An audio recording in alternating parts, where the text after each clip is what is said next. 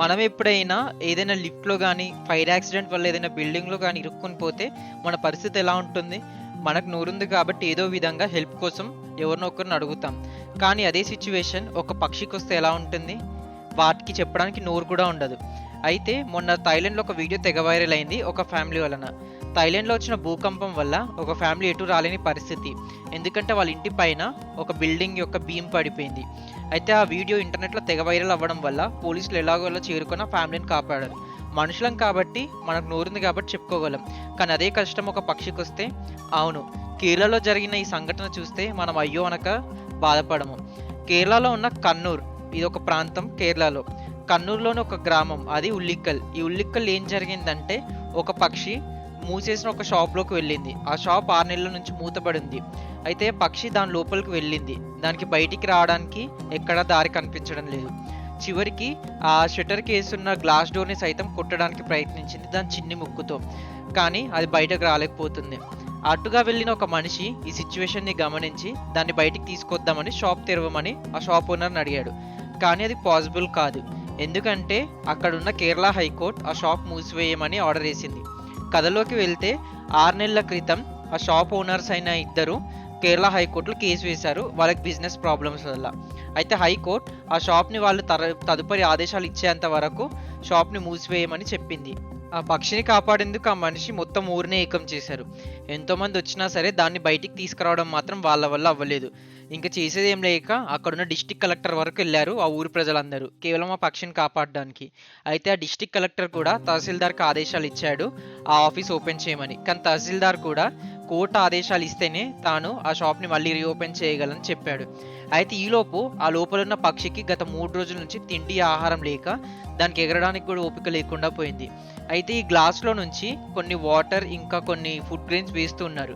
ఆ పక్షి తన బుజ్జి ముక్కుతో అలా అలా తినడం మొదలుపెట్టింది. అయితే ఈ సంఘటన ఏప్రిల్ 7వ తారీఖున జరిగింది. 7వ తారీఖున పక్షి ఏ దారి నుంచి వెళ్ళిందో తెలియదు కానీ ఆ షాప్‌లో ఇరుక్కొని పోయింది. కన్నూరు డిస్ట్రిక్ట్ కలెక్టర్ అయిన అరుణ్ విజయన్ ఇదంతా తెలుసుకొని న్యాయపరంగా ఎలా ప్రొసీడ్ అవ్వాలో జిల్లా అధికారులను అడిగారు. అయితే చేసేది ఏం లేక కలెక్టర్ సైతం అక్కడ హైకోర్టుకి వెళ్లారు. హైకోర్టు సెషన్స్ జడ్జి అయిన నిసార్ అహ్మద్ గారు వెంటనే అంటే తక్షణమే ఆ షాప్ ఏదైతే మూసివేసిందో దాన్ని ఓపెన్ చేయమని ఆదేశాలు ఇచ్చారు. ఏప్రిల్ 10 అంటే 3 రోజుల తర్వాత హైకోర్టు జడ్జి నిసార్ అహ్మద్ ఇంకా జిల్లా కలెక్టర్ ఆ ఊరు మొత్తం ఆ షాప్ దగ్గరికి చేరుకుంది. హైకోర్టు జడ్జి సమక్షంలోనే ఆ షాప్‌ను ఓపెన్ చేశారు. షాప్‌ని ఓపెన్ చేయగానే ఆ పక్షి తనను ఎవరో కాపాడడానికి వచ్చారనుకొని దీన స్థితిలో చూస్తుంది. పక్షిని సున్నితంగా తీసుకొని గాల్లోకి ఎగురవేశారు ఆ హైకోర్టు జడ్జి. అది గాల్లోకి కొద్దిసేపు ఎగిరి ఆ పక్కనున్న చెట్టు పైన కూర్చుంది. ఎందుకంటే 3 రోజుల నుంచి దానికి ఎలాంటి తిండి కానీ దాహం కానీ ఇచ్చేవాళ్ళు లేరు. దానివల్ల దానికి ఓపిక లేకుండా పోయింది.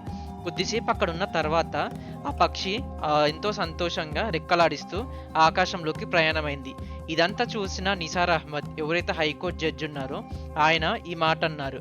చట్టాలనేవి మనుషుల కోసమే కాదు యావత్ ప్రపంచానికి, అందులో పక్షులు కానీ ఏ జంతువులకైనా ఉన్నాయో వాటికి కూడా ఈ చట్టాలు వర్తిస్తాయి అని ఆయన పేర్కొన్నారు.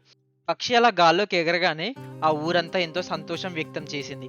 వాళ్ళు ఆ పక్షి మొహంలో ఏదో బాధ గమనించామని, ఇప్పుడు ఆ బాధ తనకు తీరిందని ఎంతో ఆనందాన్ని వ్యక్తం చేశారు ఆ ఉల్లిక్కల్ గ్రామ ప్రజలు.